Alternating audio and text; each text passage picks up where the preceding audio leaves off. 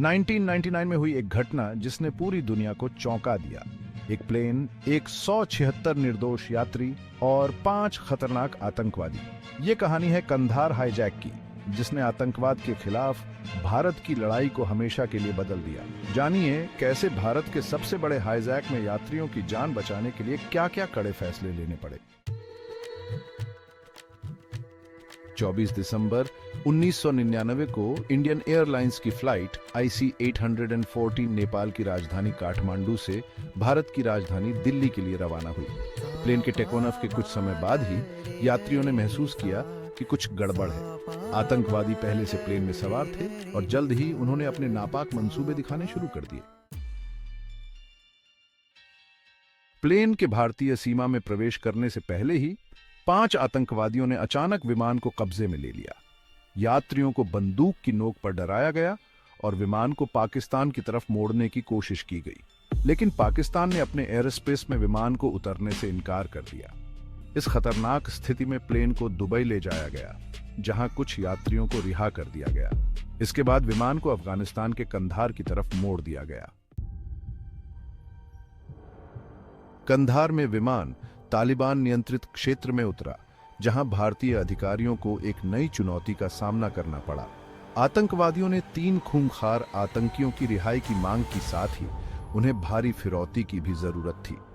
तालिबान, जो उस समय अफगानिस्तान पर शासन कर रहा था, हाईजैकर्स की मदद कर रहा था, जिससे बातचीत और भी कठिन हो गई। इस बीच विमान के अंदर का माहौल डर और तनाव से भरा था। आतंकवादियों ने यात्रियों पर शारीरिक और मानसिक दबाव डाला। खाने पीने की दिक्कत और किसी भी वक्त जान से मारने की धमकियों ने यात्रियों को हिलाकर रख दिया। 25 दिसंबर को उन्होंने यात्री रूपिन कात्याल की हत्या कर दी, जो इस संकट का सबसे दुखद पल था। भारत सरकार के सामने एक असंभव सा सवाल खड़ा था। क्या आतंकवादियों की मांग मानकर यात्रियों की जान बचाई जाए, या कठोर कदम उठाकर आतंकियों को कोई रियायत न दी जाए? प्रधानमंत्री अटल बिहारी वाजपेयी और उनकी कैबिनेट के लिए यह एक बेहद कठिन निर्णय था। परिवार वालों का दबाव बढ़ता जा रहा था, वहीं जनता भी गुस्से में थी। आखिरकार यात्रियों की सुरक्षा के लिए भारतीय सरकार ने आतंकवादियों की मांग मान ली और 31 दिसंबर 1999 को मसूद अजहर, अहमद उमर सईद शेख और मुश्ताक झरगर को रिहा किया गया। इसके बाद आतंकवादियों ने विमान से सभी यात्रियों को छोड़ दिया और खुद सुरक्षित निकल गए। कंधार हाईजैक के बाद भारत की आतंकवाद से लड़ने की नीति में बड़े बदलाव आए। इस घटना ने भारत की सुरक्षा एजेंसियों और कूटनीति के सामने गहरे सवाल खड़े किए। कई आतंकी हमले जो बाद में हुए, उनकी जड़ें इसी हाईजैक से जुड़ी थीं।